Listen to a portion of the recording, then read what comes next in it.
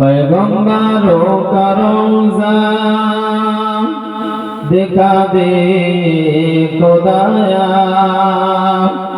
दरे मुद्दाद से मिला दे खुदाया, शराबे मोहब्बत पिला दे खुदाया, पैगंबरों का रोज़ा दिखा दे खुदाया। अल्लाहुम्मा सल्ली अला सय्यिदिना मौलाना मुहम्मद व अला आलिहि। ऐ हलीमा तुझे और क्या चाहिए, तेरे घर में खुदा का हबीब आ गया। अल्लाहुम्मा सल्ली अला सय्यिदिना मौलाना मुहम्मद व अला आलिहि सय्यिदिना। একটু প্রাণ খুলে কলেমা জিকির করি, লা ইলাহা ইল্লাল্লাহ, লা ইলাহা ইল্লাল্লাহ, লা ইলাহা ইল্লাল্লাহ। তুমি শরীকহীন, তুমি মহান, বিশ্বের মালিক তুমি দয়াবান। তুমি শরীকহীন, তুমি মহান, বিশ্বের মালিক তুমি দয়াবান। তোমার বান্দারা তোমায় ভুলে সুপথ হারিয়ে কুপথে চলে। তোমার বান্দারা তোমায় ভুলে সুপথ হারিয়ে কুপথে চলে। চালাও তোমার পথে ও গো মহিয়ান, বিশ্বের মালিক তুমি দয়াবান। এখনো গফার তুমি, এখনো সত্তার, হাসরের দিনে তুমি হইবে কাহার। এখনো গফার তুমি, এখনো সত্তার, হাসরের দিনে তুমি হইবে কাহার। সেই দিনে নেবে তুমি সত্য প্রমাণ, বিশ্বের মালিক তুমি দয়াবান। লা ইলাহা ইল্লাল্লাহ, তুমি লা ইলাহা ইল্লাল্লাহ, লা ইলাহা ইল্লাল্লাহ মুহাম্মাদুর রাসূলুল্লাহ সাল্লাল্লাহু আলাইহি ওয়াসাল্লাম। أما بعد فأعوذ بالله من الشيطان الرجيم بسم الله الرحمن الرحيم لن تنالوا البر حتى تنفقوا مما تحبون وقال النبي صلى الله عليه وسلم من بنى لله مسجدا بنى الله له بيتا في الجنة أو كما قال النبي صلى الله عليه وسلم। সম্মানীয় মহান এ জলসার সভাপতি সাহেব, আমন্ত্রিত উলামায়ে কেরাম, আহত অনাহত সর্বস্তরের শ্রোতা মণ্ডলী, শুকরিয়া আদায় করি মহান আল্লাহ, যিনি পবিত্র মাসের শুভক্ষণে এ সুন্দর মনোরম একটি পরিবেশ আয়োজন করার তৌফিক দান করেছেন। সাথে কিছু কথা বলার এবং শোনার মতো তৌফিক যে আল্লাহ দিয়েছেন, সেই আল্লাহ ইলাহি দরবারে শুকরিয়া আদায় করি। সকলের সমস্যারে বলি আলহামদুলিল্লাহ, আর একটু মিলেমিশে উচ্চ আওয়াজে বলি আলহামদুলিল্লাহ। দরুদ ও সালাম বর্ষিত হোক বিশ্ব নবীর রওজায়, যিনি আমাদের মতো গুনাহগার নবীর উম্মতদের জন্য হাসরের মহা ময়দানে আল্লাহর কাছে সিজদায় মাথা রেখে সুপারিশের জন্য কাঁদবেন। এবং মহান আল্লাহ যে নবীর সুপারিশ কবুল করে আমাদের মতো গুনাহগার ওই নবীর উম্মতদেরকে আল্লাহ ক্ষমা করবেন। ওই নবীর দরবারে বর্ষিত হোক অজস্র মোদের পক্ষ থেকে দরুদ ও সালাম। সবাই বলি সাল্লাল্লাহু আলাইহি ওয়াসাল্লাম। শুরু থেকে এ পর্যন্ত অনেক গুরুত্বপূর্ণ কথা একাধিক মুখে আপনারা শুনতে পেয়েছেন। আমি এই মুহূর্তে বসেছি একেবারেই আখেরি বক্তা হিসাবে, কয়েকটি কাজ নিয়ে বলতে পারেন। আপনারা শুনেছেন মসজিদে আজই মানে ঢালাইয়ের কাজ শুরু হবে, প্রথম বলাই চলে। একদিকে সে কাজ আমাদের করতে হবে, সাথে সাথে কিছু কথা শোনা বলা, তার ভিতর দিয়ে মন তৈরি করা, সর্বোপরি আখিরি দোয়া যাতে আমাদের নেক আমালগুলো আল্লাহ কবুল করেন। এই কয়েকটি কাজ নিয়ে আজকে আমরা বসেছি। আল্লাহ যেন আমাদের সফলতা দান করেন, সবাই বলি আল্লাহুম্মা আমিন। বহুমুখী কথার ভিতরে একটি কথা, কোন কাজ সফল করতে গেলে, কোন কাজ সফল করতে গেলে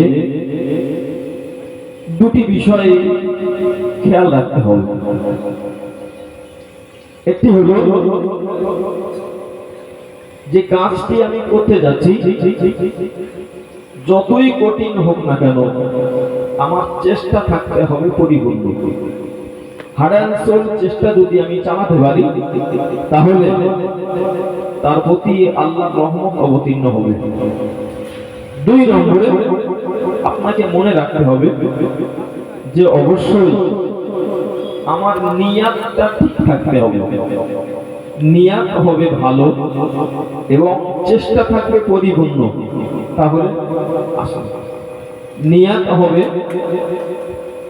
ভালো, চেষ্টা থাকবে পরিপূর্ণ, তাহলে ইনশাআল্লাহ আল্লাহ আমাদের কাজ সহজ করে আল্লাহ কাজ সম্পন্ন করার তৌফিক দান করবেন। কোরআন শরীফের ভিতরে আল্লাহ বললেন ওয়াশাওিরহুম ফিল আমর। আল্লাহ বললেন কোন কিছু করার ব্যাপারে আগে তোমরা পরামর্শ করো, মাশওয়ারা করো। আল্লাহ বললেন এবার তোমাদের মাশওয়ারার ভিতর দিয়ে যে সিদ্ধান্ত হবে, আমি আল্লাহ বলছি ইযা আযামতা ফাতাওয়াক্কাল আলাল্লাহ। এবারে তোমরা কাজের পরিকল্পনা করো, কাজের ময়দানে নেমে যাও। কাজের ময়দানে নেমে গিয়ে আমি আল্লাহ বলছি তোমরা তোমাদের চেষ্টা চালাও, ভরসা করো আমি আল্লাহ আমার উপরে। আমি আল্লাহ আমার উপরে যখনই তোমরা ভরসা করবে, কাজে তোমরা নেমে পড়বে, তোমরা তোমাদের সাধ্য অনুযায়ী চেষ্টা চালিয়ে যাবে, আমি আল্লাহ বলছি নাসরুম মিনাল্লাহ, আমি আল্লাহর পক্ষ থেকে সাহায্য তোমাদের প্রতি অবতীর্ণ হবে। একটু জোরে বলেন সুবহানাল্লাহ।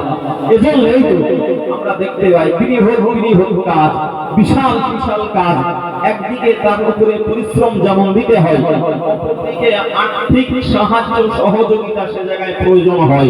এজন্য লক্ষ নয় কোটি কোটি কোটি টাকা খরচ করে এমন দিনই কাজগুলো মানুষ করতে পারে, আল্লাহ করিয়ে নেন। আপনি যদি চোখ তুলে তাকান, আমাদের দেশে যে সমস্ত বড় মসজিদ গুলো আছে, আমাদের দেশে যে সমস্ত বড় মাদ্রাসা গুলো আছে, আমরা যদি দেখি কোন মাদ্রাসাতে বছরে কোটি টাকার উপরে খরচ, অথচ আমাদের মতো সাধারণ গরিব মানুষের অর্থ তাতে আছে, ঠেলাওয়ালার টাকা তাতে আছে, মুঠেওয়ালার টাকা তাতে আছে, রিক্সাওয়ালার টাকা তাতে আছে। এমন হয় আমি আমার চোখে দেখেছি ভিক্ষা করেছেন, ভিক্ষা করে নিজে অন্যের কাছ থেকে টাকা চেয়ে নিচ্ছেন, অথচ তিনি আবার মসজিদের দান বাক্সে, মাদ্রাসার দান বাক্সে তিনি এই ভিক্ষা করা টাকা থেকে কিছু অর্থ তাতে দান করছেন। এমন কি হয় না হয়? হয়। আমার 1 টাকা, আপনার 1 টাকা, আরেকজনের 2 টাকা, এইভাবে নিয়েই অ্যামাউন্ট তৈরি হয় বড়, আর তার দ্বারাই আল্লাহ বিশাল বৃহৎ কাজগুলো করিয়ে নেন। তো মূল কথা হলো এটি আমার, প্রথমে বলেছি যে আল্লাহ বললেন শোনো, কোন কাজ করতে গেলে অসাবিরুহুম ফিল আমরি, আগে তোমরা পরামর্শ করো। পরে আল্লাহ বললেন পরামর্শে যে জায়গায় তোমরা পৌঁছাবে, যে সিদ্ধান্তে তোমরা উপনীত হবে, আমি আল্লাহ বলছি ইদা আযামতা ফাতাওয়াক্কাল আলা আল্লাহ, এবার তোমরা কাজের ময়দানে নেমে যাও। কাজের ময়দানে তোমাদের চেষ্টা থাকবে হার্ড এন্ড সোল, নিয়ত থাকবে সঠিক লিল্লাহিয়া। আমি আল্লাহ বলছি এবারে তোমরা ভরসা করো, ফাতাওয়াক্কাল আলা আল্লাহ, আমি আল্লাহ আমার উপরে ভরসা করো। ভরসা যদি তোমরা করতে পারো, চেষ্টা যদি তোমাদের পরিপূর্ণ থাকে, আমি আল্লাহ বলছি নাসরুম মিনাল্লাহ, আমি আল্লাহ আমার পক্ষ থেকে রহমত অবতীর্ণ হবে, কাজ তোমাদের সম্পন্ন হয়ে যাবে। জোরে বলেন ইনশাআল্লাহ, মিলেমিশে বলেন ইনশাআল্লাহ। তার জন্য চাই আমাদের সাহায্য, আমাদের সহযোগিতা, আমাদের একতা। দেখেন একতা সম্পর্কে যদি কথা বলতে হয়, অনেক কথাই বলা যাবে, অনেক কথা একতা সম্পর্কে আমি আপনাকে বলতে পারবো। কোরআন শরীফের ভিতরে মহান আল্লাহ 4 পারার 2য় পৃষ্ঠায় বললেন ওয়াতাসিমু বিহাবলিল্লাহি জামিআ, আল্লাহর বিধান মানার ব্যাপারে তোমরা সবাই একত্রিত হয়ে যাও। লা তাফাররাকু, তোমরা দলে দলে দলে দলে বিভাজন হয়ে যেও না।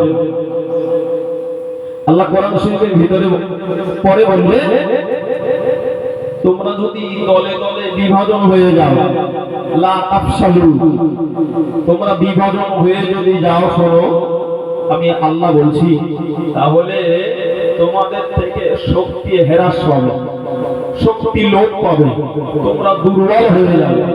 এজন্যই আমি আল্লাহ বলছি কোনো কিছু করার ব্যাপারে, ধর্ম মানার ব্যাপারে একত্রিত হয়ে একই সঙ্গে আল্লাহর বিধানকে ধরো, আল্লাহর বিধানকে মান্যতা দাও। আমি বর্তমান সময়ের দাবি বলতেই পারি, সময় যেন আমাদের বলছে তোমরা একত্রিত হও। কে কি করি আপন জায়গায়, সময় যেন আমাকে ডেকে বলছে তোমরা একত্রিত হও। বিখ্যাত কোরআন শরীফের ভিতরে একটি ইতিহাস আছে। আমরা জানি তাম পৃথিবীতে যারা রাজত্ব করেছেন, তাম পৃথিবীর নিরাপী যারা রাজত্ব করেছেন, বিশেষত 4 জন ব্যক্তির কথা উল্লেখ আছে। তার ভিতরে একজন নবী ছিলেন, নবীর নাম হলো নবী সুলাইমান আলাইহিস সালাম। তিনি তাম পৃথিবীতে রাজত্ব করেছিলেন। প্রশ্ন আসতে পারে, সে সময় এরোপ্লেন ছিল না, সে সময় ভালো ফোর হুইলার কিছু ছিল না, 4 চাকা ছিল না, যানবাহন ছিল না, তাম পৃথিবীতে রাজত্ব করেছেন কিভাবে? গরুর গাড়ি আর ঘোড়ার গাড়িতে কি সম্ভব হয়েছে তাম পৃথিবীতে ভ্রমণ করা? সে সময় ফোন ছিল না, সে সময় ইন্টারনেট ছিল না, সে সময় টুইটার ছিল না, তাহলে যোগাযোগ মাধ্যমটা কি ছিল? সেটি তো অবাক আর আশ্চর্যের বিষয়। মহান আল্লাহ কোরআন শরীফের ভিতরে তা জানিয়ে দিয়েছেন। আল্লাহ শুনে গেলি মহান রব্বুল আলামিন কোরআন শরীফের ভিতরে জানিয়ে দিয়েছেন নবী সুলাইমান আলাইহিস সালাম তাম পৃথিবীতে তিনি রাজত্ব করেছিলেন। যতজন ব্যক্তি তাম পৃথিবীর বাদশাহিত্ব করেছেন, তাদের ভিতরে একজন নবীর নাম হলো নবী সুলাইমান আলাইহিস সালাম। একটু মন খুলে বলেন সুবহানাল্লাহ। একদিকে তিনি নবুয়তের দায়িত্ব পালন করেছিলেন, অপরদিকে তিনি তাম পৃথিবীর রাজত্ব করেছিলেন, দায়িত্ব পালন করেছিলেন। ও বাবা শুনে দেখিনি, মহান রব্বুল আলামিন আল্লাহ নবী সুলাইমান আলাইহিস সালামকে সুবিধার জন্য নবী সুলাইমানকে আমার আল্লাহ এমন করে তিনি কিছু নিয়ামত দান করেছিলেন। মহান আল্লাহ জানিয়ে দিয়েছেন ওয়াল্লিমনা মানতিকাত তাইরি, আমার আল্লাহ জানিয়ে দিয়েছেন তাম পৃথিবীতে যত জীব সৃজন করেছি, আমি আল্লাহ যত প্রাণী সৃষ্টি করেছি, সমস্ত জীবের ভাষাগুলো বোঝার ক্ষমতা আমি আল্লাহ নবী সুলাইমানকে দান করেছি। জোরে বলেন সুবহানাল্লাহ। যত প্রাণী পৃথিবীতে আমি আল্লাহ সৃজন করেছি, সবার ভাষা বোঝার মতো নিয়ামত, শক্তি, পাস আমি আল্লাহ সুলাইমান আলাইহিস সালামের ভিতরে দিয়ে দিয়েছিলাম। একটু জোরে বলেন সুবহানাল্লাহ।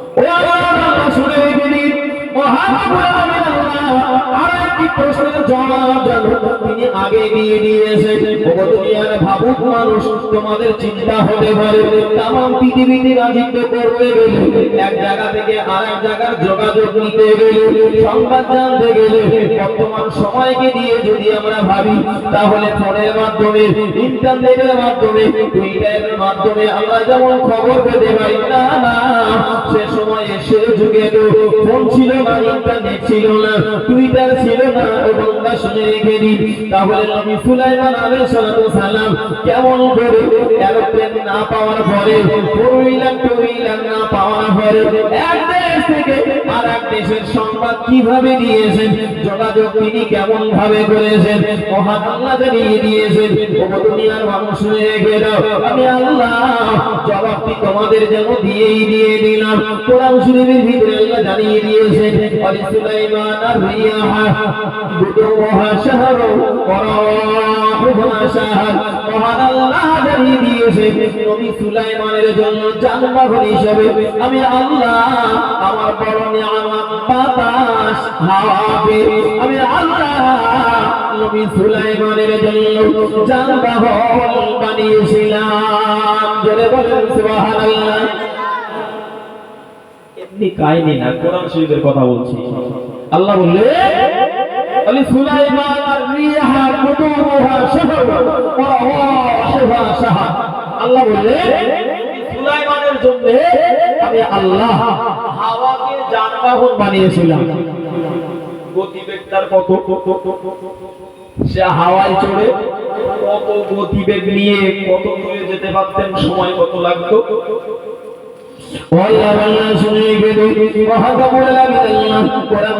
ভিতরে যেন তিনি জবাব জানিয়ে দিয়ে দিয়েছেন ও মানুষ শুনে রেখে দাও আমি আল্লাহ সুলাইমান আলাইহিস সালামকে যে যানবাহন দান করেছিলাম যে গাড়ি দান করেছিলাম তার গতিবেগ কত ছিল বুদুহা শাহর ওয়া শাহর মহান আল্লাহ জানিয়ে দিয়েছেন এ হাওয়া নবী সুলাইমান আলাইহিস সালামকে নিয়ে এক বেলাতে এক মাসে রাস্তা অতিক্রম করে দিত জোরে বলেন সুবহানাল্লাহ এই দুনিয়ার মানুষের প্রসূত যত স্পিডের যানবাহন আছে cycle motorcycle motor rickshaw motor van চার চাকা তার থেকে আরো দ্রুতগামী ট্রেন বলি এরপরে যদি আপনি বলেন হেলিকপ্টার তারপরে এরোপ্লেন তারপরে যদি বলে এবার রকেটে যান দুনিয়ার মানুষের মস্তিষ্ক প্রসূত যে সমস্ত যন্ত্র যান্ত্রিক বা জিনিস বা ব্যবহার করে তারা যত স্পিডে চলতে পারে আমার আল্লাহ বললেন এই মানুষগুলোর এই স্পিড তৈরি করার যন্ত্রে যানবাহনে তারা যত দূর চলতে পারে এক বেলাতে তাফসীরের ভিতরে বলা হয়েছে আমার আল্লাহ হাওয়ার দ্বারাই এক বেলাতে ওই রকম স্পিডে যাওয়া গাড়ি যতদূর যেতে পারে এক বেলায় হাওয়া নিয়ে নবী সুলাইমানকে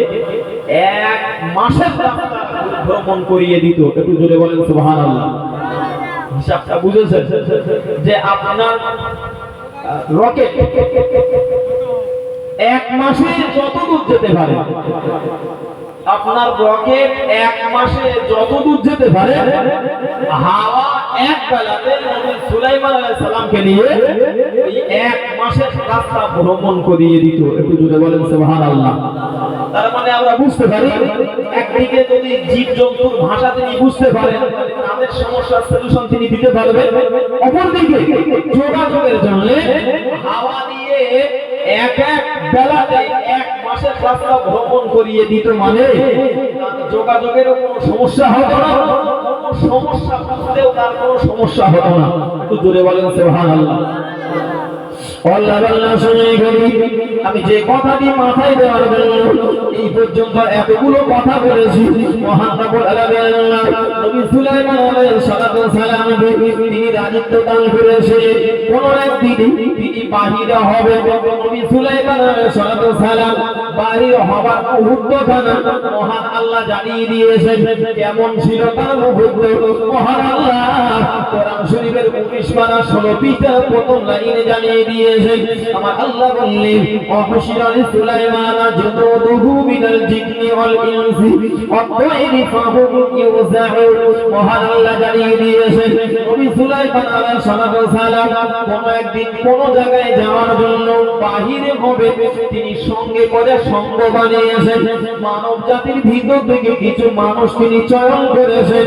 জিন জাতির ভিতর থেকে কিছু জিন তিনি সঙ্গী বানিয়েছেন। বিমান বকুলের ভিতর থেকে তথা পাখির জাতের ভিতর থেকে হুদহুদ নামক কিছু পাখি সঙ্গী করে নিয়ে নবী সুলাইমান আলাইহিস সালাম তিনি বাহির হওয়া শুরু করলেন। চলা শুরু করেছেন।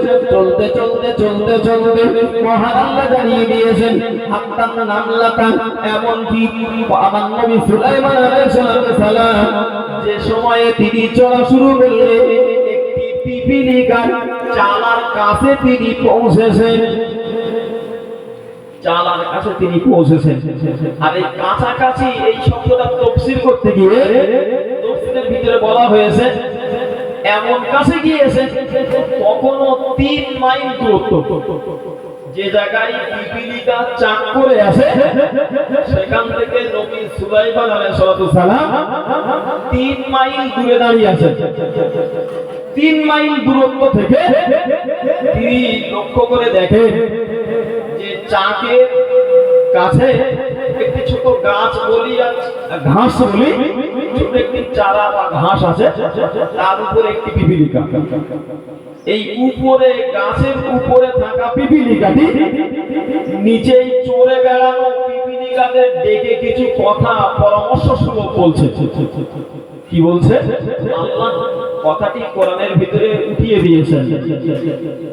মহান রব্বুল আলামিন কোরআন শরীফের ভিতরে আমার জানিয়ে দিয়েছেন নবী সুলাইমান আলাইহিস সালাম ওই দূর থেকে দাঁড়িয়ে দাঁড়িয়ে তিনি শুনতে পাচ্ছিলেন ওই চাকের উপরে চাকের কাছে থাকা ওই ঘাসের উপরে যে পিপিলিকাটি বসে আছে নিচেই চড়ে বেড়ানো পিপিলিকাদের লক্ষ্য করে এই পিপিলিকাটি যে কথা বলেছিল আমার আল্লাহ ওই কথাটি কোরআনের ভিতরে আবার দিয়ে দিয়েছে। উপরে থাকা পিপিলিকাটি নিচেই চড়ে বেড়ানো পিপিলিকাদের ডাক দিয়ে বলছিল ওয়ালাম নামলাতু ইয়া আইয়ুহান নামলু দুখুলু মাসাকিনাকুম লা ইয়াহতিবান্নাকুম সুলাইমানু ওয়া জুনুদুহু ওয়া হুম লা ইয়াশউরুন। নবী সুলাইমান আলাইহিস সালাম স্পষ্ট শুনতে পাচ্ছিলেন কর্ণকুহরে আওয়াজ পৌঁছাচ্ছিল। ওই চালার কাছে গাছের উপরে থাকা ওই পিপিলিকাটি লিডার পিপিলিকা সে তাদের দলপতি পিপিলিকা ডাক দিয়ে নিচেই চড়ে বেড়ানো পুরোটা পিপিলিকাদের ডাক দিয়ে বলছিল ইয়া আইয়ুহান নামলু দুখুলু মাসাকিনাকুম ও আমার পুরোটা পিপিলিকারা ও আমার অধীনস্থ পিপিলিকারা শুনে রেখে দাও দুখুলু মাসাকিনাকুম তোমরা তোমাদের চালার ভিতরে দেখো তোমরা তোমাদের ঘরের ভিতরে প্রবেশ করো। তারা ডাক দিয়ে বলল ও আমাদের লিডার এই সময় আমরা আনন্দে আর উদ্যমে সুন্দর করে ঘুরে বেড়াই বাইরের হাওয়া উপভোগ করি আর আপনি হঠাৎ মাত্র ডাক দিয়ে আমাদেরকে সতর্কবাণী দিচ্ছেন সতর্কবাণী শোনাচ্ছেন চালার ভিতরে যাওয়ার জন্য। কেন আপনি এই আদেশ এক্ষুনি আমাদের জানিয়ে দিয়েছেন? কেন আপনি এ সাইরেন আপনি আমাদের কাছে বাজিয়ে দিয়েছেন? ওই সময় উপরে থাকা লিডার পিপিলিকা ডাক দিয়ে সেই পুরোটা পিপিলিকাদের জবাব দিতে গিয়ে বলেছিল এই কথাটি আল্লাহ কোরআনের ভিতরে আবার জানিয়ে দিয়েছেন লা ইয়াহতিবান্নাকুম সুলাইমানু ওয়া জুনুদুহু ওয়া হুম লা ইয়াশউরুন। তিনি ডাক দিয়ে ওই লিডার পিপিলিকা বলছিল এই রাস্তা দিয়ে নবী সুলাইমান আলাইহিস সালাম এবং তার সঙ্গীগণ হেঁটে হেঁটে আসছেন। ও আমার পুরোটা পিপিলিকা আমি তোমাদের লিডার আমার দায়িত্ব হয়ে পড়েছে নবী সুলাইমান এবং তার সঙ্গী সঙ্গে চলে আসতে গিয়ে হাঁটতে গিয়ে যদি পায়ের তলায় তাদের অজান্তে তোমরা মারিয়ে যাও, তাদের অজান্তে যদি তারা তোমাদের মারিয়ে দেয়, যদি তারা পায়ের তলায় পদদলিত করে দেয়, আমি আল্লাহর কাছে কি কৈফিয়ত দেব? এজন্যই তো আমি তোমাদের লিডার বিধিনিকা আমার দায়িত্ব পালন করার জন্য তোমাদের সকলকে কর্মী হিসাবে সাইরেন জানিয়ে দিলাম, হুইসেল দিয়ে দিয়েছি। এই আগত বিপদ থেকে বাঁচার জন্য ডাক দিয়ে তোমাদের বলে দিলাম, উদখুলু মাসাকিনাকুম, তোমরা তোমাদের চালার ভিতরে প্রবেশ করো। ও বান্দা শুনে রেখে দিন, এই কথাটি নবী সুলাইমান আলাইহিস সালাম ওই 3 মাইল দূরত্বের রাস্তা থেকে তিনি কানে যেমন একদিকে আওয়াজ শুনেছিলেন, শুধু আওয়াজ শুনেননি, মহান আল্লাহ পিপিলিকার এই ভাষাটি নবী সুলাইমানকে বুঝিয়েছিলেন। জোরে বলেন সুবহানাল্লাহ। আর একটু মিলেমিশে বলেন সুবহানাল্লাহ। নবী সুলাইমান আলাইহিস সালাম এই কথা শোনার পরে একদিকে বুঝেছে আর তিনি চিন্তা করলেন, আল্লাহ ও রাব্বুল আলামিন, আল্লাহ ও বান্দে ও ছোট একটা পেয়ারি যার কোনো মূল্য আমার কাছে নাই, যে একটাতে কামড়ালে 5টা পায়ের সঙ্গে মারিয়ে দেয়, অথচ ওই পেয়ারি আপনার হুকুম পাওয়ার পরে আপনার হুকুম পালন করার জন্য অধীনস্থ প্রজাদের ডাক দিয়ে আমাকে বিপদ থেকে সতর্ক করে দেয়। ও আল্লাহ, আমি মানুষ হিসাবে এই দায়িত্বটি পালন করতে পেরেছি। নবী সুলাইমান আলাইহিস সালাম শোনার পরে এবার তিনি যে দৃশ্যখানা তার থেকে স্পষ্ট হয়েছিল, মহান আল্লাহ কোরআনের ভিতরে আবার জানিয়ে দিয়েছেন, ফাতাবাসসামা দাহিকাম মিন কওলিহা। নবী সুলাইমান আলাইহিস সালাম ওই পিপিলিকার কথা শুনে তিনি প্রথমে একটু মুস্কি মুস্কি হেসেছিলেন, পরে আনন্দিত হয়ে আল্লাহর শুকরিয়া আদায় করতে গিয়ে একটু জোরেও তিনি হেসেছিলেন। জোরে বলেন সুবহানাল্লাহ। পর কথা বলছি, আল্লাহ কোরআন শরীফের ভিতরে এত কিছু থাকার পরেও পিপিলিকার কথা শুধু তাই নয়, পিপিলিকা সম্পর্কে ইতিহাস শুধু তাই নয়, নবীর সঙ্গে ঘটে গিয়েছে আরো অনেক কিছু। পিপিলিকার নামে, পিঁপড়ের নামে সূরা অবতীর্ণ করেছে, তাই না? হাফেজ সাহেব যারা আছেন, মাওলানা সাহেব যারা আছেন, তারা খুব ভালোই জানবেন এবং আমার সঙ্গে একমত হবে। আল্লাহ কোরআন শরীফে পিপিলিকার নামে একটি সূরা অবতীর্ণ করেছেন। কেন বলেন? কিছু রহস্য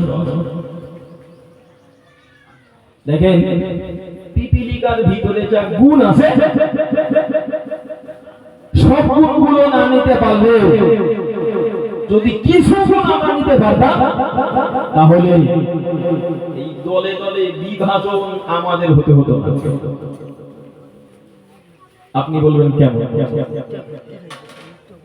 তাফসীরের ভিতরে আছে পিপিলিকার একতা সম্পর্কে আপনি কি লক্ষ্য করেছেন? আচ্ছা বলেন দিন, আমরা যখন মনে করেন এই জায়গায় তাওয়ারক দেওয়া হবে, তাওয়ারক দেওয়া হবে, তাওয়ারক দেওয়া হবে, খাওয়া দাওয়ার পরে কিছু অংশ পড়ে যেতে পারে, যদিও পড়তে দেওয়া ঠিক না, দস্তরখানা বিছানো উচিত। খেতে খেতে কিছু পড়লে দস্তরখান থেকে সেটা আগে তুলে খাওয়া, যদিও শরিয়াতে সুন্নাত, তো আমাদের কাছ থেকে সেগুলো বিদায় নিতে শুরু হয়েছে। আজ অন্তত এই কথাটি শুনে আমল করার চেষ্টা করি, যাই খাই আগে একটা দস্তরখানা বিছানো সুন্নাত। পর কথা বলছি, মনে করেন খেতে গিয়ে কিছু পড়েছে, তারপর সেখানে দেখি মনে করেন একটা ভাতটাকে টেনে নিয়ে যাচ্ছে একটা পিঁপড়ে, এরকম হয় না? হয় না? আচ্ছা বলেন দিন, তারপরে আর একটা পিঁপড়ে এসে ওই ভাতটা সেই পিঁপড়ের কাছ থেকে, আগের পিঁপড়ের কাছ থেকে ঝামেলা করে কেড়ে নিয়ে যায় না, দুজন মিলে একসঙ্গে জোট করে টানে? কথাটা শিওর হওয়া যায় না, ক্লিয়ার হয়ে যায়। ভাত একটা পড়েছে, এই ভাতটা আমি দেখছি একটা পিঁপড়ে এসে টেনে নিয়ে যাচ্ছে, এরপরে দেখি আর একটা পিঁপড়ে এসেছে, এসে ওই পিঁপড়ের সঙ্গে মারামারি কাটাকাটি করে একা টেনে নিয়ে যাচ্ছে নাকি দুজন জোট করে টেনে নিয়ে যাচ্ছে? কি দেখেছেন? জোর করেই টানে। আচ্ছা তারপরে যদি আর দুটো আসে,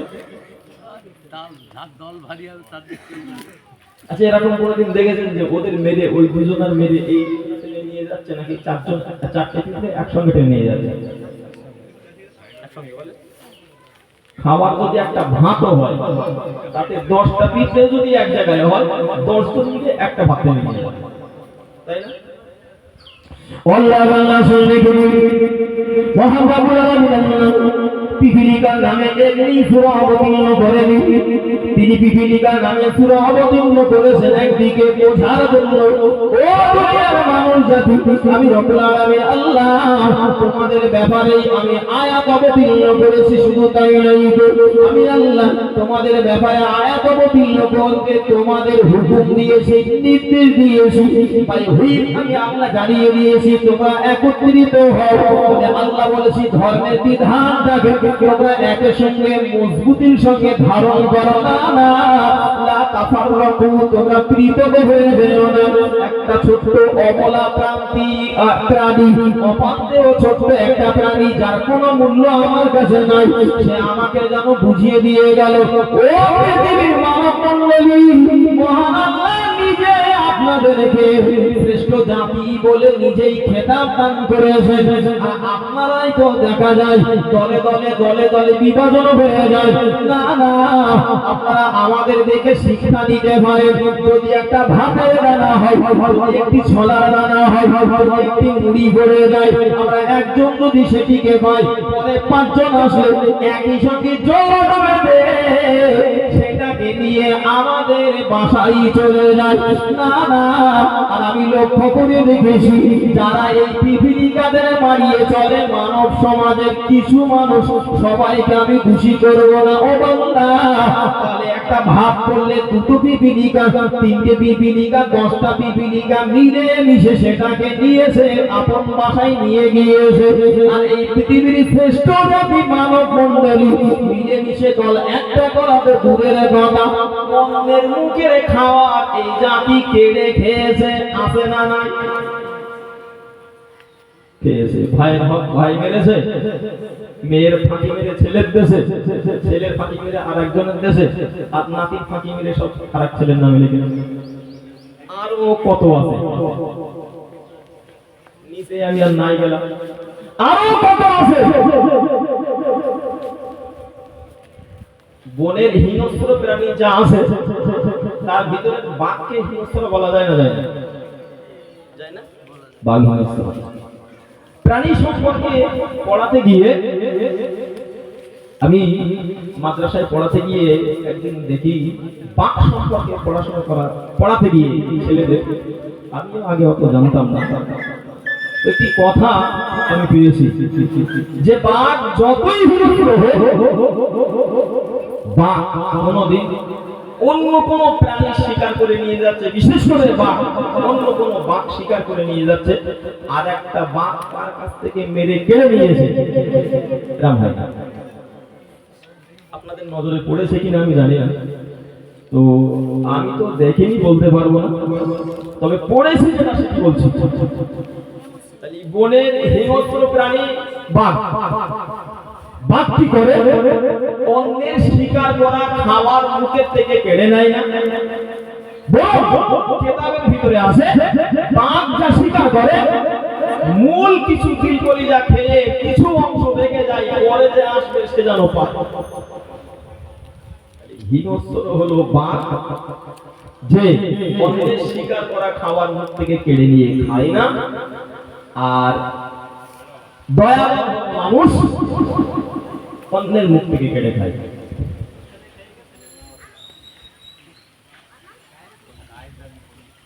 আল্লাহ বাংলা শুনে গেলি, আমি আপনাকে বলছিলাম ওই কথাটি, ওই বাংলা শুনে রেখে কয়েকটি কথা আমি বলেছি। প্রথম নম্বরে আমি আপনাকে বলেছি বাংলা, যদি কোনো কাজ করতে হয়, যদি কোনো কাজের শীর্ষ চূড়ায় আমাকে পৌঁছাতে হয়, তবে আমাকে প্রথমে মনে রাখতে হবে একদিকে আমার নিয়াত থাকতে হবে, জোরে বলেন সুবহানাল্লাহ, আল্লাহ খুশির জন্য কাজ করব, এই নিয়াত আমার ভিতরে থাকতে হবে। দুই নম্বরে আমি আপনাকে বুঝিয়ে দিয়েছি, যদি কোনো কাজের সফল চূড়ায় পৌঁছাতে হয় তাহলে আমার চেষ্টা থাকতে হবে হাডানো আমি 16 জায়গায় 16 আনাই চেষ্টা করবো। মহান রব্বুল আলামিন আল্লাহ জানিয়ে দিয়েছেন, তোমরা শুনে রেখে নাও, আমি আল্লাহ জানিয়ে দিলাম কোনো কাজে যদি তোমরা নামতে চাও তাহলে আমি আল্লাহ বলছি অসামিরুহুম ফিল আমালি, আগে তোমরা আলাপ আলোচনা করে নেবে, পরে আল্লাহ জানিয়ে দিয়েছেন আযামতা ফাতাওয়াক্কাল আলাল্লাহ, আমি আল্লাহ জানিয়ে দিলাম এবার কাজের ময়দানে নেমে যাবে, পরিকল্পনা তোমরা করবে, আমি আল্লাহ বলছি আলাল্লাহ, আমি আল্লাহর উপরে ভরসা করবে, আমি আল্লাহ জানিয়ে দিলাম কাজগুলো যদি তোমরা করতে পারো তবে আমি আল্লাহ জানিয়ে দিলাম নাসরুন মিনাল্লাহ, আমি আল্লাহ আমার পক্ষ থেকে রহমত বরকত অবতীর্ণ হবে, সাহায্য তোমরা প্রাপ্ত হবে, আমি আল্লাহ জানিয়ে দিলাম ওই কাজ তোমরা জয় করবে। সুবহানাল্লাহ। তার জন্য আমাদের দায়িত্ব হলো একত্রিত হয়ে কাজ করা, আমাদের দায়িত্ব হলো একত্রিত হয়ে কাজ করা। আপনি দেখেছেন যে বর্ষার সময় আকাশ থেকে বৃষ্টি বর্ষণ হয়, পানি থেমে যাওয়ার পরে কিছু পানি এই নালা ছোট জায়গা দিয়ে গড়িয়ে যায়, এরকম দেখা যাচ্ছে আপনাদের চোখে পড়েছে, নজরে পড়েছে যে নালা বা সরু জায়গা দিয়ে পানি গড়িয়ে যায়, এতে কিছু কাঠকুটো ভেসে যায়, দেখেছেন কাঠকুটো ভেসে যায় না এর উপর দিয়ে, কখনো কখনো ওই নালাতে বা পানি স্রোতে খেয়াল করে দেখবেন যে ছোট পিঁপড়ের দলা গোল বলের মতো হয়ে তাতে ভেসে যাচ্ছে, দেখেছেন দেখেছেন আরো খেয়াল করে দেখেছেন যে ওই পিঁপড়ের বলের মতো গোল দোলাটা এমনি একটা বল পড়লে যেভাবে ভেসে যায় ওইভাবে ভেসে যাচ্ছে নাকি ঘুরতে ঘুরতে যাচ্ছে, এটা কোনদিন দেখেছেন? ঘুরতে ঘুরতে যাচ্ছে কেন বলেন? বল পড়লে স্রোতে এমনিতে ভেসে যায়, মুখ কোথায় আছে? মুখ যদি উপরে থাকে মুখ উপরেই থাকে, মুখ যদি নিচেই পানির তলায় থাকে পানির তলায় থাকে, ওই অবস্থায় ভেসে যায়। কিন্তু একটা পিপিলিকা যখন তার একটা গলা তৈরি হলো, বল তৈরি হলো, সেটা স্রোতে ভাসার সময় ঘুরতে ঘুরতে যায়। কোন একজন হিন্দু মানুষ একেবারে রিসেন্টলি বলছিলেন যে মুসলমান জাতিটা হলো এমন জাতি যদি কেউ ডেভেলপ করে তাহলে হিংসা করে এরা চেষ্টা করে আরো তার নিচে নামানোর চেষ্টা করে, সাহায্য করে তারে আরো উপরে তুলে দেবে, এদের ভিতরে হিংসা এত আরো নিচে নামানোর চেষ্টা করে। কথাটা মনে হচ্ছে খুব ভুল মনে হয়। ও আল্লাহ শুনে তাফসীরের ভিতরে বিবরণ দেওয়া হয়েছে পিপিলিকার ব্যাপারে। মহান আল্লাহ এমনিতেই কোরআন শরীফের ভিতরে একটি সূরা তিনি অবতীর্ণ করেন। ও আল্লাহ শুনে পানি শেষ হয়ে যাওয়ার পরে, আকাশের বৃষ্টি বর্ষণ বন্ধ হয়ে যাওয়ার পরে যখন স্রোতে আমরা লক্ষ্য করি দেখতে পাই ওই পিপিলিকার দলা তৈরি হয়েছে, বল তৈরি হয়েছে, স্রোতে ভেসে ভেসে যাচ্ছে। আমরা এটাও লক্ষ্য করেছি সেটা ঘুরতে ঘুরতে ঘুরতে ঘুরতে যায়। ও আল্লাহ মনে করেন একটি পিপিলিকার বল একটি দলা স্রোতে 10 মিনিট ধরে ভেসে ভেসে যাবে। যদি নিচেই যে পিপিলিকা গুলো ছিল যদি ওই দলাটা না ধরে তাহলে নিচের পিপিলিকা গুলো বেঁচে থাকবে, এ আশা কি করা যায়? আশা করা যায়? ও বাংলা শুনে যদি পিপিলিকা ওই দলা যখন চলে, দলা চলতে চলতে চলতে চলতে পিপিলিকারা তাদের পা গুলো চালায়, তাদের পা দিয়ে চালিয়ে চালিয়ে ওই পানিতে স্রোতে ভাসতে ভাসতে তারা পা চালিয়ে এমন করে যারা উপরে থাকে তারা একবার নিচেই যায়, যারা নিচেই থাকে তারা উপরে ওঠে, যারা উপরে থাকে নিচেই যায়, নিচেই থাকে উপরে ওঠে। তারা এটাই বুঝিয়ে দেয় যারা পানির নিচে আসে ওরা যদি 10 মিনিট একটানাই পানির নিচেই থাকে শ্বাস প্রশ্বাস বন্ধ হয়ে যাবে যাবে, দুনিয়া থেকে বিদায় নেবে। না না, আমি একা বেঁচে থাকতে চাই না, আমি একা বাঁচতে চাই না। যদি বাঁচি তো সবাই বাঁচি, তাই আমি হাফ সেকেন্ড পানির নিচে যাবো। আমার সহপাঠী আমার সঙ্গে যে জোর বেঁধেছে, আবার হাফ সেকেন্ড উপরে উঠবে, আমি 10 সেকেন্ড উপরে উঠবো, সে 10 সেকেন্ড পানির নিচে যাবে। বাঁচি যদি সবাই বাঁচবো, আর যদি মরতে হয় সবাই মরবো। ও বাংলা শুনে দিবি, তাহলে পিপিলিকা আমাকে শিক্ষা দিল, পিপিলিকার কাছ থেকে শিক্ষা নিতে হবে। বাঁচতে গেলে জোর বাঁধতে হয়, আমি একা বাঁচবো এটি কখনো হয় না। ও বাংলা শুনে রেখে দিন। আর এই পৃথিবীর মানব মণ্ডলী শ্রেষ্ঠ জাতি যারা নিজেদের শ্রেষ্ঠ বলে দাবি করে, এরা মনে করে অমুকে মেরেছে আমি তো ঠিক আছি, অমুক জায়গায় মেরেছে আমি তো ঠিক আছি, তবলিগের মেরেছে আমি ফুরফুরা ঠিক আছি, দেওবন্দি মেরেছে আমি তবলিগ ঠিক আছি, জামাত ইসলামের মেরেছে আমি বেরেলি ঠিক আছি, বেরেলি মেরেছে আমি লামোজাবি ঠিক আছি। না না, ও বাংলা শুনে রেখে দিন। টোটাল মানব মণ্ডলী তথা মুসলিম কমিউনিটি একটি বডির মতো আমার জানিয়ে দিয়েছে। টোটাল মুসলিম কমিউনিটি একটি মানব হিউম্যান বডির মতো। যদি হাত টিপে যায় বডিতে কষ্টের অনুভব হয়, যদি পা টিপে যায় বডিতে কষ্টের অনুভব হয়।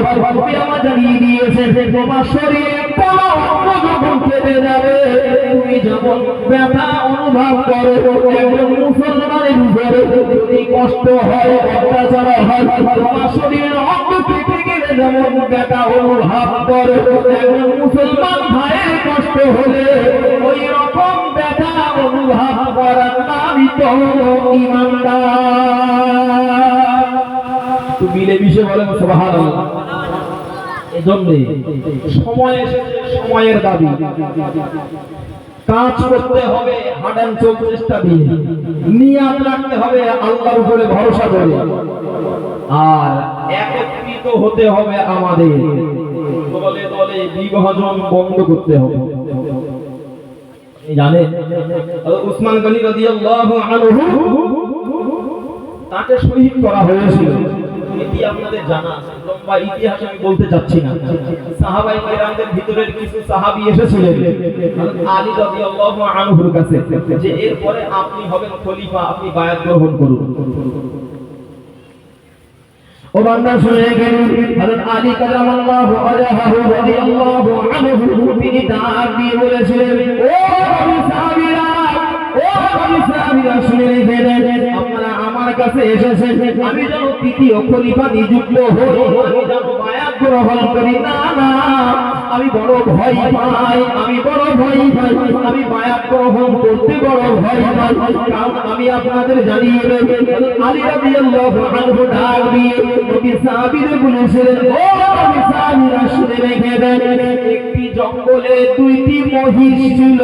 মনে করেন এক জঙ্গলের দুইটি মহিষ, এই মহিষ দুটোকে খাওয়ার জন্য একটি বাঘ সর্বদাই চেষ্টা করে, কিন্তু না না, দুইটি মহিষ জোট হয়ে থাকার জন্য বাঘটি পেরে ওঠে না, খাওয়ার চেষ্টা করলেও সে সফল হয় না, ব্যর্থ হয়। আলী বললেন সাহাবীদের দেখে যে এক জঙ্গলে দুইটি মহিষ আর একটা বাঘ বাস করে, বাঘটির সর্বদাই চেষ্টা হলো মহিষ দুটোকে কিভাবে খাওয়া যায়। কিন্তু মহিষ দুটো জানে যে আমরা যদি দল ভঙ্গ করি, ছন্দ ছাড়া হয়ে, তাহলে বাঘ আমাদের একার সুযোগ নিয়ে খেয়ে ফেলবে। তারাও দুজনে একসঙ্গে যায় করে একসঙ্গে। ও বান্দা শুনে গেলি হযরত আলী রাদিয়াল্লাহু আনহু বললেন, ও সাহাবীরা, ওই জঙ্গলে দুইটি মহিষ একসঙ্গে সর্বদাই চলাফেরা, ওঠাফেরা, ঘোরাফেরা সব করে, কিন্তু বাঘ লক্ষ্য করে কিভাবে খাওয়া যায়। লেটেস্ট বাঘের মাথায় একটা যুক্তি আসে, চিন্তা করল যদি এই বাঘ মহিষ দুটোকে খেতে হয় আগে তাদের ডিভাইডেড করে দিতে হবে, বিভাজন করে দিতে হবে, আলাদা করে দিতে হবে। তার জন্য প্রয়োজন হবে নীতি চার দুজনের ভিতরে মতবিরোধ মত পার্থক্য শুরু করে দিয়ে দুজনকে আলাদা করে দিতে হবে। দুইটি মহিষকে আলাদা যদি করতে পারি দুজনের ভিতরে যেই মনোমালিন্য হবে, দুজনের ভিতরে যেই মত পার্থক্য হবে, দুজনের ভিতরে রাগারাগি হবে, কেউ যাবে ডাইনে আর কেউ যাবে বামে, একা হয়ে যাবে, পাক এবার খাওয়ার সুযোগ পেয়ে যাবে। নবী সাহাবী হযরত আলী রাদিয়াল্লাহু আনহু বললেন, নবী সাহাবীরা শুনে রেখে দেন, এবার পাক ওই কুটকৌশল কাজে লাগিয়ে দুটো মহিষের ভিতরে ঝামেলা সৃষ্টি করে দিল। দুটি মহিষী দুই দিক চলে গিয়েছে, পাক এই দুই মহিষের একাকিত্বের সুযোগ দিয়ে দুইটি মহিষকে খেয়ে নিয়েছে। আলী রাদিয়াল্লাহু আনহু ডাক দিয়ে বললেন, ও নবী সাহাবীরা, হযরত উসমান গনি রাদিয়াল্লাহু আনহু, আমি হযরত আলী ওই রকম উদাহরণ এক জঙ্গলের দুই মহিষের মধ্যে তোমরা উসমানকে শহীদ করে দিয়েছো, আমি আলী আমার বড় ভয় হয়, এবার যদি আমি বায়াত গ্রহণ করাই মানুষের কাছ থেকে তাহলে যারা উসমানকে শহীদ করে দিয়েছে তারা আমাকেও শহীদ করে দিতে পারে। ও বাবা শুনে দিবি এই কথার ভিতর দিয়ে আলী রাদিয়াল্লাহু আনহু তিনি বুঝিয়েছে জোটের গুরুত্ব, একাত্তর কত ক্ষতি এটি তিনি বুঝিয়েছেন। ও বাবা শুনে দিবি সর্বোপরি ওই কথাটা আমি আরো একবার আপনাকে স্মরণ করার মহান আল্লাহ কোরআন শরীফের ভিতরে জানিয়ে দিয়েছেন, ওয়াতাসিমু বিহাবলিল্লাহি জামিআন ওয়া লা তাফাররাকু। ও বাবা আমি আল্লাহ জানিয়ে দিলাম তোমরা আল্লাহর বিধানটাকে মজবুতির সঙ্গে একত্রিত হয়ে ধারণ করো, লা তাফাররাকু, তোমরা পৃথক হয়ে যাও না। মহান আল্লাহ কোরআন শরীফের ভিতরে ওই আয়াতে জানিয়ে দিয়েছেন, আতিউল্লাহ ওয়া রাসূলাহ, আতিউল্লাহ ওয়া রাসূলাহ, তোমরা আল্লাহর বিধানটাকে নবীর বিধানটাকে তোমরা একত্রিত ভাবে ধারণ করো। আমি আল্লাহ জানিয়ে দিলাম যদি তোমরা একত্রিত হওয়ার ব্যাপারে কোনো বিপদ তোমাদের উপরে আসে, কোনো মুসিবত তোমাদের উপরে আসে, কোনো কুকৌশল তোমাদের উপরে আসে, কোনো জাতির প্ররোচনা তোমাদের ভিতরে এসে যদি শত্রু ভঙ্গ করে নিয়ে যায়, আমি আল্লাহ জানিয়ে দিলাম অসবিরু অসবিরু অসবিরু, তোমরা ধৈর্য ধারণ করো, তোমরা সবর করো, এরপরে শত্রু ভঙ্গ হবে না। যদি ওই অবস্থায় হাজার বিপদের মোকাবিলা করে তোমরা একত্রিত ভাবে থাকতে পারো, আমি আল্লাহ জানিয়ে দিলাম ইন্নাল্লাহা মা'আস সাবিরিন, ওই সবরকারী ধৈর্যধারীদের সঙ্গে আমি আল্লাহ নিজেই আছি।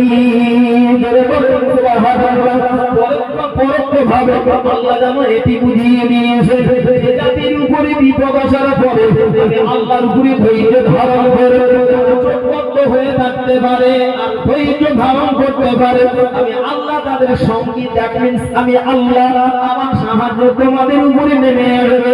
ও বাবা শুনে দিদি সে যুগে আবাবিল পাপি এসেছিল, এ যুগে যদি আবাবিল না আসে নতুন এমন কোন বিধান এসেছে, মহান নতুন কোন কৌশল এসেছে বেঈমানকে দিনকে পরাস্ত করে দিয়ে পরাধীন করে দিয়ে আমার মুসলিম জাতিকে শুধু নয়, মুসলিম কমিউনিটিকে শুধু তাই নয়, আমার আল্লাহ তাম পৃথিবীকে শান্ত করে দেবে। এই জন্য চাই আমাদের একতা, চাই আমাদের সবার একত্রিত। এরপরে দুঃখের সঙ্গে বলতে হয় ছোট্ট গ্রাম ছোট্ট পাড়া এর ভিতরে যদি আমরা মনে করি ভাই তোর নাম আব্দুল করিম তুই যাচ্ছিস ডাইনি, আমার নাম আব্দুল গফফার আমি বাই যাব, কেন ভাই যাব না? বাই গেলে তো ধান ক্ষেত রাস্তা তো নেই, তুই বলছো ধান ক্ষেত ঠিক আছে আমি জানি কিন্তু আমি যাব, তাহলে আপনি করবেন। আমি আপনাকে বলবো চলে আসুন, আমরা সবাই একত্রিত হয়ে যাই। ব্যক্তিগত কিছু মশলার পার্থক্য থাকলেও আপনি সেটা ব্যক্তিগত ঘরের ভিতরে আলাদা করে পালন করেন, সমাজের এই ঐক্যকে নষ্ট করবেন না। এর জন্য আপনি হয়তো ভাবছেন যে আমি ঠিক আছি, আমার ভাই ঠিক আছে, একদিন হতে পারে এমন যে আমার মসজিদটাকেও হামলা করা হতে পারে, হতে পারে না? পারে না? হতে পারে, এমন হতে পারে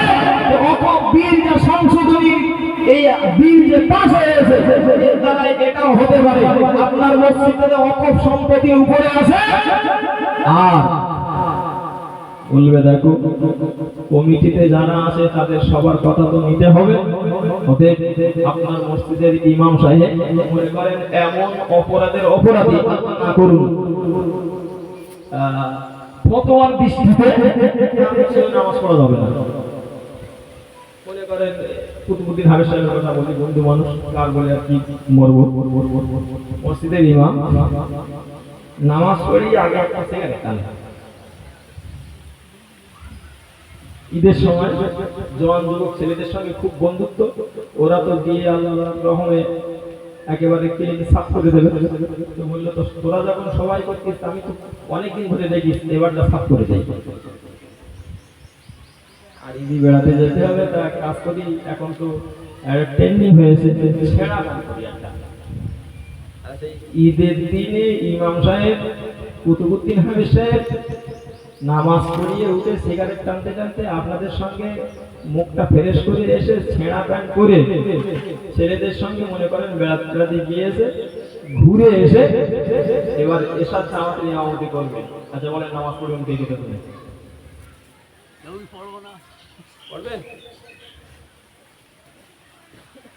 আপনি বুঝেছেন শরিয়াতের মশলাগত দৃষ্টিতে এই ইমামের পিছনে নামাজ পড়া চলে না। এই অধিকার যদি আপনার না থাকে, কমিটিতে আমরাও তো আছি, আমাদের একটা কথা থাকা দরকার। ইমাম চেঞ্জ করতে হলে নিয়ম হলে আমাদের কাছ থেকে সই নিয়ে তারপরে করতে হবে। বলেন আপনি করবেন কি?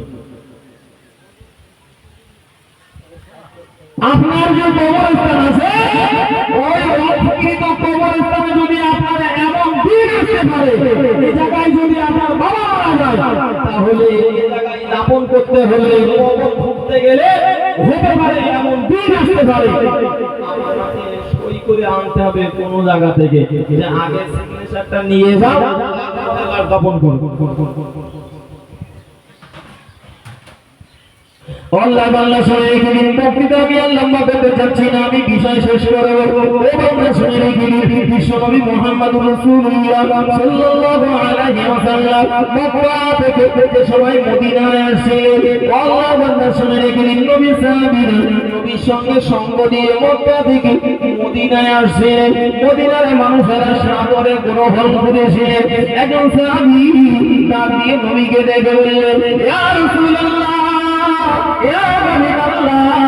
এই যে জায়গাটা আমার দেখছেন, এই যে জায়গাটা দেখতে পাচ্ছেন ইয়া রাসূলুল্লাহ, এটি হলো আমার খেজুর শুকানের খাবার, খেজুর শুকনের খামার। এই জায়গায় আমার খেজুর পেড়ে টালকরি শুকোই ইত্যাদি এই জায়গায় রেখে দেই। ইয়া রাসূলুল্লাহ, আপনি মক্কা থেকে চলে এসেছেন, তো এই জায়গাটা আমি মসজিদের জন্য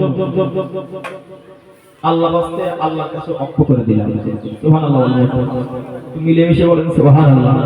ও বান্দা শুনে গেলে নবীকে ডাক দিয়ে সাহাবী রেখে বললেন আবেগ ভরা কণ্ঠ নিয়ে, ইয়া রাসূলুল্লাহ, ইয়া হাবিবাল্লাহ, আমার এই জায়গাটি, এই মূল্যবান জায়গাটি, এই সম্পদটি আমি আল্লাহর জন্য অক্ষ করে দিলাম। এই জায়গাতে আপনি দেশের জন্য, দশের জন্য মানব কল্যাণে ব্যবহার করতে পারেন। বিশ্বনবী মুহাম্মদুর রাসূলুল্লাহ সাল্লাল্লাহু আলাইহি ওয়াসাল্লাম সাহাবীদের ডাক দিয়েছেন। নবী সাহাবীদের ডেকে একটা আলোচনা সভা বসিয়েছে। আলোচনা সভা বসিয়ে নবী বলেন, ও সাহাবীরা, আমি নবী এই জায়গাটাতে একটা মসজিদ নির্মাণ করতে চাই। একটু জোরে বলেন সুবহানাল্লাহ। সাহাবীদের সিদ্ধান্ত নিয়ে আলোচনা সবাই বসে নবী আমার মসজিদ করার জন্য সিদ্ধান্ত নিয়েছে। সাহাবীদের সকলের দাবিতে ওই মসজিদের প্রথম ভিটটা বিশ্বনবী মুহাম্মদুর রাসূলুল্লাহ নিজেই দিয়েছিলেন। জোরে বলেন সুবহানাল্লাহ। সেখান থেকে শুরু হয়ে গেল লিল্লাহি আক্ষ করা, সেখান থেকে শুরু হয়ে গেল আল্লাহর জন্য অক্ষ করা।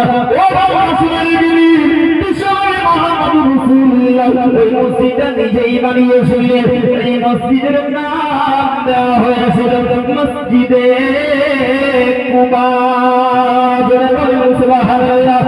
এবার শুনে রেখে আমাদের জামানার ইমাম আমাদের মাযহাবের ইমাম আযম আবু হানিফা রাহমাতুল্লাহ আলাইহি, ইমাম মুহাম্মদ রাহমাতুল্লাহ আলাইহি, ইমাম আবু ইউসুফ রাহমাতুল্লাহ আলাইহি, সমস্ত ইসলামিক দিকপাল ইমামগণ তারা একমত পোষণ করেছে, যারা অপকৃত সম্পদ, যাদের নিজেদের সম্পদ আল্লাহর জন্য অক্ষ করে দিয়ে দিবে, এর দেখাশোনা করার দায়িত্ব ওই মালিকদের উপরে বর্তাবে। আল্লাহর জন্য যা অক্ষ করা হয়েছে, আল্লাহ তো নিজে এসে আর সে জায়গা বেড়া দেবেন। আপনি একটা সম্পদ দিয়েছেন আল্লাহর জন্য, দেখার দায়িত্ব আপনাদের নিজেদের। ইমামগণ একমত করেছে যে দেখভাল করবে, আরো সহজ কথায় বলা যায় কমিটি হবে এদের ভিতরের মানুষেরা, যারা অক্ষ করবে কমিটি হবে। সে জায়গায় হাত বলা যেতে পারে শরিয়াতের আরো একটি বিধানের উপরে হাত। আমাদের কাছ থেকে এটা তো নিয়েছে, এরপরে আমাদের স্বাধীনতাটা হরণ করা হয়েছে, তাই কাজ করতে হবে, একত্রিত হয়ে মুভমেন্ট করতে হবে শান্তির সঙ্গে দীর্ঘদিন ধরে। এরপরে যদি আল্লাহ চান তাহলে আশা করা যায় প্রত্যাহার হতে পারে। তবে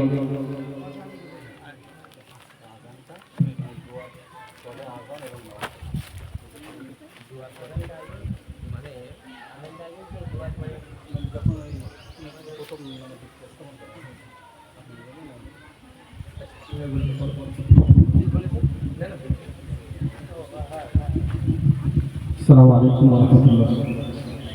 আজকে আমাদের জোহরের জামাত যেহেতু 1:15 হয়, আপনারা সকলে কম বেশি জানেন, তো যেহেতু আজকে একটা অনুষ্ঠান চলছে জোহরের জামাত যে সময়, আজকে আমরা একটু পরিবর্তন করব।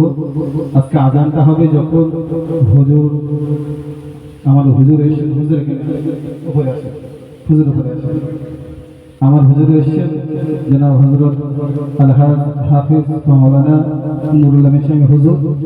তার আগে আসার কথা ছিল, তো যাইভাবে হুজুর আসতে পারে।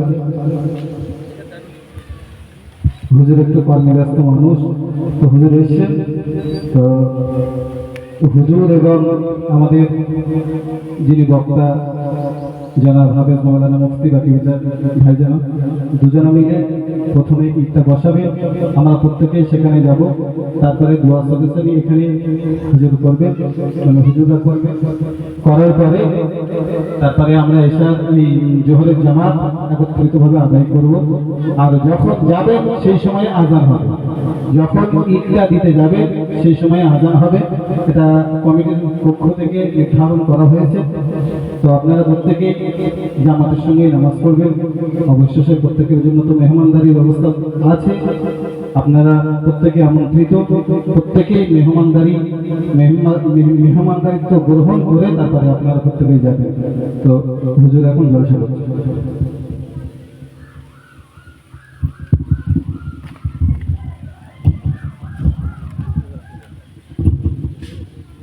তাহলে কি হয়েছে আগে বলো, আরেকবার বলো, কথা বলো।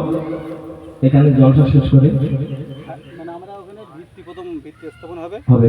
আপনি থাকবেন, হুজুর থাকবে, আর যে ঈদটা কিনেছে প্রথম ওই তিনজনে মিলে প্রথম ঈদটা বসাবেন। বসানোর পরে এসে দোয়া সাবরেসানির পরে জামাত হবে। আজান হবে কখন?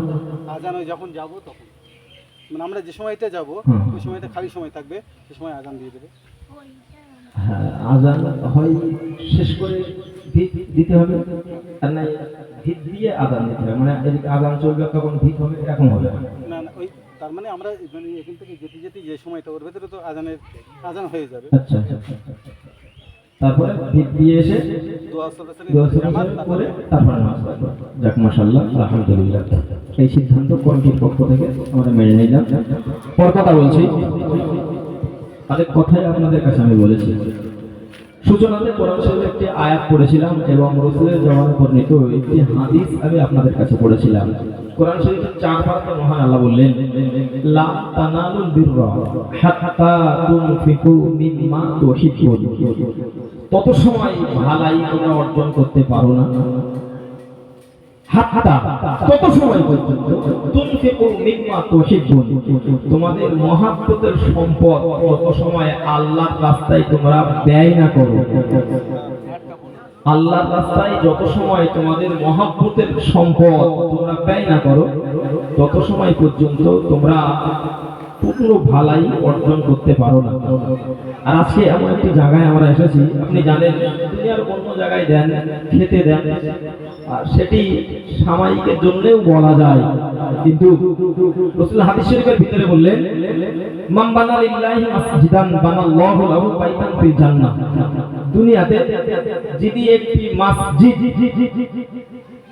করার ব্যাপারে যিনি এতটুকু পরিমাণ সাহায্য করবেন, একটি ইটও পর্যন্ত যিনি দেবেন, মহান আল্লাহ জান্নাতের ভিতরে তার জন্য একটি স্পেশাল কামরা বানিয়ে দেবেন। যদি বলেন সুবহানাল্লাহ, সুবহানাল্লাহ, একটু মিলেমিশে বলেন সুবহানাল্লাহ।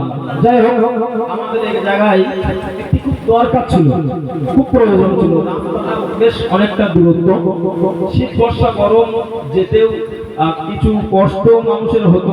তাছাড়া ওই যাওয়ার ভয়তে অনেক মানুষ নামাজ পড়তে নেই, ঠিক বলেছি না ভুল বলেছি বলেন, তাই না?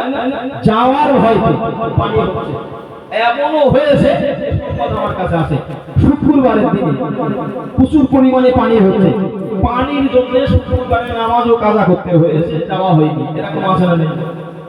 আছে। সেজন্য প্রয়োজন মতো মহান আল্লাহ সময় মতো আমাদের মর্যাদা দান করেছেন। এবার আমাদের ঈমানের পরীক্ষা দিয়ে, আমাদের ভালোবাসার অর্থ এই জায়গায় দিয়ে ঘরটাকে দাঁড় করাতে হবে, আবাদ করতে হবে। দায়িত্ব আমরা যারা এই জায়গার মানুষ আছি, আমাদের উপরে তো আছে। যারা হাজির হয়েছে ঈমানি দায়িত্ব নিয়ে, আমাদেরকে এই জায়গায় সাহায্য সহযোগিতা করতে হবে, এটি ঈমানি দায়িত্ব। তাই আমি লম্বা কথা আর না বাড়িয়ে, যেহেতু সামনে আমাদের এখনো কিছু কাজ আছে, খাওয়া দাওয়া, নামাজ ইত্যাদি, এজন্য আমি এই মসজিদকে দাঁড় করানোর জন্য সর্বপ্রথম ঈদের ময়দানে এক ভাই এটা কিনে নিয়েছিলেন অকশানে, কত 15,000 টাকা দিয়ে।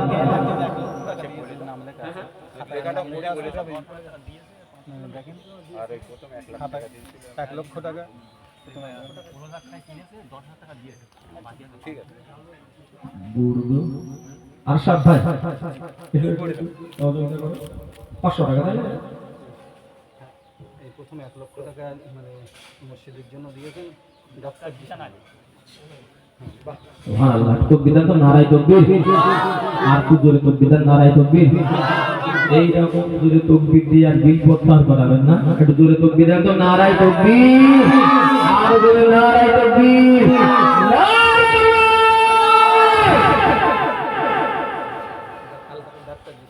ডক্টর জিশান আলী সাহেব জোরে বলেন জিন্দাবাদ। ডক্টর জিশান আলী সাহেব জোরে বলেন জিন্দাবাদ। 1 লক্ষ টাকা জোরে বলেন মারহাবা। আল্লাহ কবুল করেন, সবাই বলেন আমিন। রব্বুল আলামিন আল্লাহ আপনাদের জন্য মসজিদ নির্মাণ করার জন্য 1